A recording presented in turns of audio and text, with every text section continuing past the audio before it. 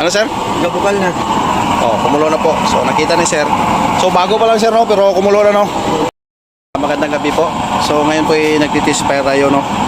So yung unit ni sir, pinuntuhan nila ngayong gabi kasi natapos na natin. So hindi makaantay si sir no. Sabi niya puntahan ko diyan kasi bukas may trabaho naman siya. So ngayon pinuntahan niya ngayong gabi. So tinisfire ko para makita niya. Tinuruan ko kung paano magpapoy. So ito si Sir Tikboy. Yan. Magandang gabi sir. Magandang gabi po. So sa tingin mo sir, okay na yung apoy niya? Okay na. Okay na. So okay satisfied ba sir? Malakas naman. Lakas.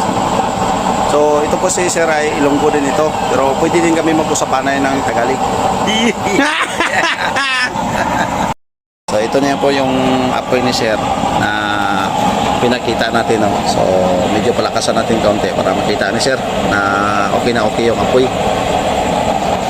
Palakasan natin kaunti. Ayan. Para lakas yung apoy niya. Ayan. Ayan o. So kung gusto mo sir palakasan sir, palakasan mo lang yung oil niya na pakain doon. So lalakas na yung apoy niya. Yan o, tingnan mo. Diba? Oh, tingnan mo sir o. Madali lang magkulo. Bago lang namin yan lagay, parang kukulo na siya. Siklo yun, oh. So ano masasabi mo sir? Okay, ayos? Satisfied po ka ba kayo? Ayos? Ano sir? Gabukal na. Oh, kumulo na po. So nakita ni sir.